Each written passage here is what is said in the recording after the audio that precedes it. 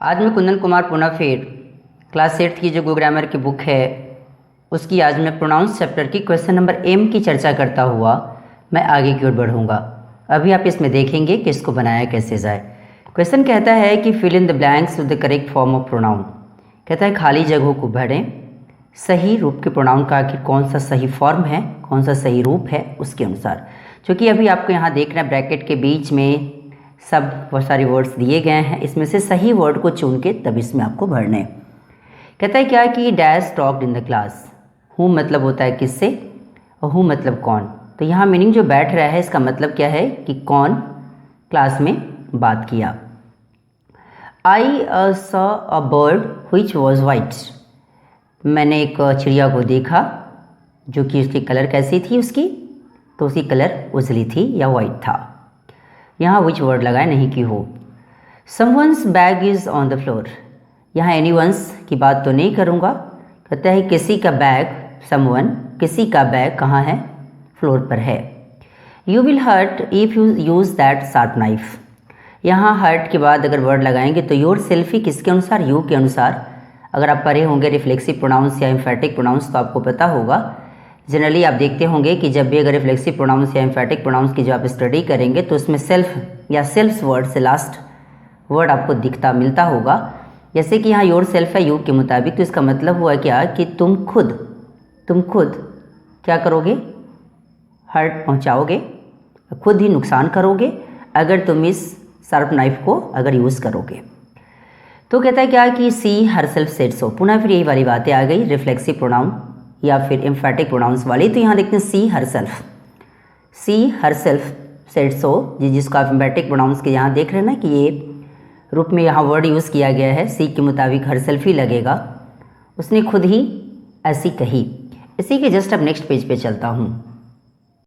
पुनः फिर आप नेक्स्ट पेज अर्थात 6 नंबर क्वेश्चन पे आए। कहते हैं we are having a party tomorrow. यहाँ वे ही सब्जेक्ट के रूप में ही यहाँ प्रोनाउन को आप यूज़ करें, पर्सनल प्रोनाउन के रूप में, नहीं कि दूसरा यहाँ आर वर्ड लगाएंगे तो गलत हो जाएगा। यहाँ कहता है दिस फ्रॉक इज़ माइन। यह सो फ्रॉक है, ये फ्रॉक किसकी है, मेरी है। कहता है क्या कि अब यहाँ देखते हैं कि विच या वट, यहाँ वर्ड ही लगाएं। कहते हैं क्या कि what should we do now, अब हम लोग को क्या करना चाहिए। कहता है क्या कि whom are these letters for. whom मतलब किसे। कहते हैं क्या कि ये लेटर्स किसके लिए हैं, ठीक है, ये लेटर, ये सारे जो लेटर्स हैं किसके लिए हैं। तो यहाँ आप whom वर्ड लगाएं, नहीं कि whom। कहता है क्या कि पुनः फिर नेक्स्ट क्वेश्चन में आऊँ तो कहता है who broke the glass window। किसने आखिर उस ग्लास विंडो को किसने तोड़ा। तो यहाँ या कौन तोड़ा, तो यहाँ who लगाएं, नहीं कि which। द आइडिया वॉज, यहाँ हर्ष या हर, तो आपको पता होना चाहिए कि जब भी अगर कोई भी डेमोन्स्ट्रेटिव एडजेक्टिव के रूप में कोई भी वर्ड अगर यूज़ किया जाता है तो आपको पता होना चाहिए कि उसके साथ हमें किसका यूज़ करना पड़ता है, तो पोसेसिव प्रोनाउन का। तो भी आप यहाँ देख रहे हैं कि द आइडिया वॉज हर्ष है, इस रूप से यहाँ हर्ष ही लगाएं, कहते आइडिया उसकी थी। I made the boy who lives next door. कहता क्या है कि मैंने एक लूस लड़का से मिला जो कहाँ रहता है, अगले डोर पे रहता है। तो यहाँ हु वर्ड लगाएं, नहीं कि हूँ। Anyone can attend this meeting. कोई भी इस मीटिंग को अटेंड कर सकता है, नहीं कि एनी, कोई भी, कोई बोले तो किसी व्यक्ति के लिए आ रहा है। Anyone can attend this meeting, कहता क्या कोई भी व्यक्ति इस मीटिंग को अटेंड कर सकता है। अब यहाँ दैट दोज आया तो क्या दोज आर आर पेन्स। कहता है कि वे सारे कलम हमारे हैं, दोज आर आर पेन्स, वे जो हैं वो हमारे कलम हैं। दोज वर्ड लगाए, नहीं कि दैट, क्योंकि दैट लगाएंगा तो यहाँ इज रहना चाहिए था, बट ऐसा है नहीं। दूसरे की बात करूँ कि यहाँ दो जिस कानून की पुल्लल के लिए यूज़ करना है। I go to school with her every day. अब यहाँ हर ही लगाएं, कहते क्योंकि यहाँ तो सी लगा नहीं सकते, तो कहता है क्या है कि मैं उसी के साथ प्रत्येक दिन स्कूल जाती हूँ या जाता हूँ। Isn't he a good person. क्या वो एक अच्छा आदमी नहीं है। तभी अब देखते हैं कि यहाँ ही लगाएं, नहीं कि हिस, क्योंकि यहाँ सब्जेक्ट के रूप में ही वर्ड यूज़ होगा पर्सनल प्रोनाउन के रूप में। I see her sitting under that tree every evening. तो कि मैं उसे देखता हूँ कहाँ बैठे हुए, तो उस पेड़ के नीचे प्रत्येक शाम मैं उसे वहीं पे बैठता हुआ देखता हूँ। तो यहाँ हर लगाएं, नहीं कि हर सेल्फ। दूसरे की बात करूँ कि थोड़ा सा पेज को मैं आगे खिसकाता हूँ क्योंकि इसी का आगे वाले क्वेश्चंस भी इसी में करने हैं। तो मैं ज़रा अगर बात करूँ तो अभी आप यहाँ देखेंगे कि क्वेश्चन नंबर 18 पे आऊँ तो 18 नंबर क्वेश्चन कहता है क्या कि Maggi did this work herself. Maggi ने खुद अपने इस काम को की, तो यहाँ हरसेल्फ लगाएं, नहीं कि हिमसेल्फ, क्योंकि लड़की है। You and I make a good team, आप और मैं एक अच्छी टीम बनाता हूँ। तो अब यहाँ देखते हैं क्या कि यहाँ यू एंड आई ही लगाएं, नहीं कि मी लगाएं। She gave it away to a beggar, यहाँ गिव अवे का मतलब होता है देना या बांटना। तो उसने यह सामान उसे बिगर को बांटी या दी। तो इस रूप से अभी आपने देखा कि क्वेश्चन नंबर एम की चर्चा मैं इस वीडियो में किया। अब इसके इन पे चलता हूँ।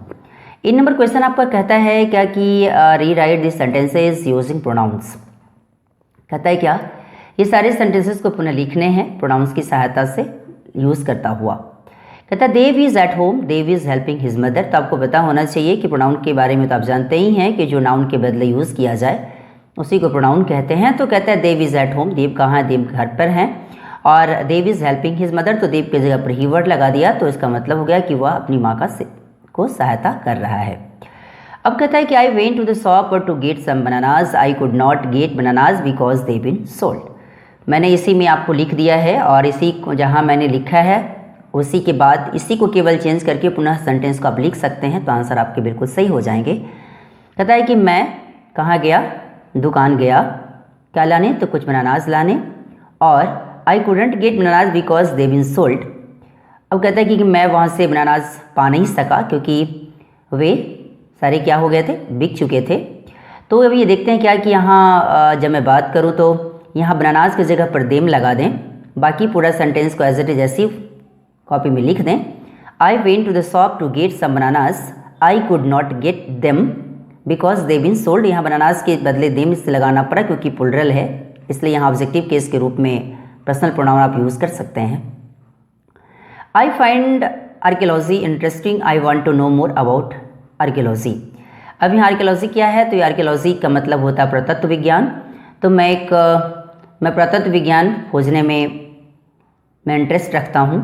तो कहता है क्या है कि I want to know more about archaeology, क्योंकि मैं आर्कियोलॉजी के बारे में ज़्यादा जानना चाहता हूँ। तो आर्कियोलॉजी के लिए कौन सा वर्ड लगाएंगे, इट। तो जब सेंटेंस में अगर पुनः लिखने पड़ेंगे तो क्या लिखेंगे, I find archaeology interesting, I want to know more about it. इस रूप से इसको लगा दें। अब कहता है कि आई found a ring in the ditch, the ring was made of gold. मैंने एक रिंग पाया, कहाँ, तो डिच में। और वह जो रिंग था वो किससे बना था, सोना का बना हुआ था। तो यहाँ देखते हैं कि द रिंग की जगह केवल आप इट वर्ड लगा दें, क्योंकि यहाँ इट वर्ड ही सुटेबल है। तो कहता है क्या कि आई found a ring in the ditch, it was made of gold. The ring को हटा के केवल इट वर्ड लिखते हैं और पुनः रिराइट सेंटेंसेस के रूप में आप इसी को ऐसे ही लिखते हैं। I found a ring in the ditch, the ring वो की जगह पर it was made of gold. These word toys belong to me, तो ये सारे टॉयज किसके हैं, मेरे हैं। तो यहाँ देखते हैं तो हम क्या लगाएंगे, तो this toys mine, this toys mine, देखते हैं ना, दिस टॉयज। अब यहाँ चाहे तो यहाँ आर लगा सकते हैं आप, क्लियर। तो दिस टॉयज माइन लगा करके भी चाहे तो बना सकते हैं, या उसी सेंटेंस को जब अगर सही रूप से लिखा जाएगा तो आप चाहें तो दिस टॉयज आर माइन भी लिख सकते हैं। अब कहता है कि Aman is visiting Delhi because Aman's aunt lives there. Aman Delhi visit कर रहा है क्योंकि उसकी चाची अमन आंट कहाँ रहती है, तो वहाँ रहती है। तो यहाँ अमन आंट की जगह पर केवल आप हिज आंट लगा दें तो ये सेंटेंस आपका सही हो जाएगा। तो Aman is visiting Delhi because his aunt lives there. इस रूप से इसको बनाएं। तो ऐसा पेज को मैं आगे खिसकाता हूँ, तभी आपको दिखाई देगा क्या कि the boy saw his own reflection when he bent over the water in the pond. कहता क्या है कि लड़का ने खुद अपना रिफ्लेक्शन देखा जब वो हल्का सा झुका हुआ था, किधर की ओर, पानी की तरफ। कहाँ, तो पॉन्ड में, तालाब में। तभी आप यहाँ देखे थे क्या कि जब यहाँ ही ओन रिफ्लेक्शन को हिमसेल्फ में केवल ट्रांसफर कर दें, यहाँ हिमसेल्फ लिखा हुआ है HIMSELF। तो the boy saw himself when he bent over the water in the pond, इस रूप से लगाएं। वो खुद ही अपना पिक्चर देखा जब वो हल्का सा झुका हुआ था, कहाँ, पानी की तरफ। कहाँ, तो तालाब में।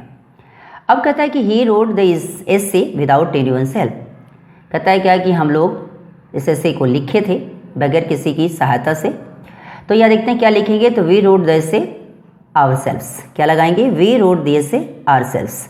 इस रूप से आवरसेल्व्स में वी एस इस कारण लगा क्योंकि आवरसेल्फ का जब प्लूरल बनाऊंगा तो सेल्फ ही बनेगा। Jolly cooked some food for Mita and me. अब कहता है क्या है कि जॉली ने कुछ भोजन किसके लिए, तो मीता और मेरे लिए बनाई। तो अभी आप देखते हैं क्या किया, पकाई। तो यहाँ देखता है क्या है कि मीता एंड मी के लिए हम अस वर्ड लगा देंगे तो मेरा सेंटेंस बिल्कुल सही हो जाएगा। तो उसको जब सही रूप से लिखा जाएगा तो क्या लिखेंगे आप, तो इसका सेंटेंस के रूप में लिखेंगे तो लिखेंगे Jolly cooked some food for Mita and me के जगह पर केवल अस लगा दें तो नया सेंटेंस आपका क्या बना, Jolly cooked some food for us. Jolly ने क्या करी, तो कुछ भोजन हम लोग के लिए पकाई। तो इस रूप से अभी आपने देखा कि क्लास 6 की जो ग्रामर की बुक है उसकी आज मैं प्रोनाउंस चैप्टर की क्वेश्चन नंबर एम और एन की चर्चा इस वीडियो में किया। और ये वीडियो आपको कैसा लगा इसके बारे में लाइक, सब्सक्राइब एंड कमेंट करना ना भूलें। तो शेयर भी करें ताकि ज़्यादा से ज़्यादा बच्चा इसे देखकर कुछ सीख सके। और मेरी कोशिश रहती है कि जितना कम से कम समय में ज़्यादा से ज़्यादा मटेरियल आपको दिया जा सके तो मैं देने की कोशिश करता हूँ। क्लियर? Thanks a lot.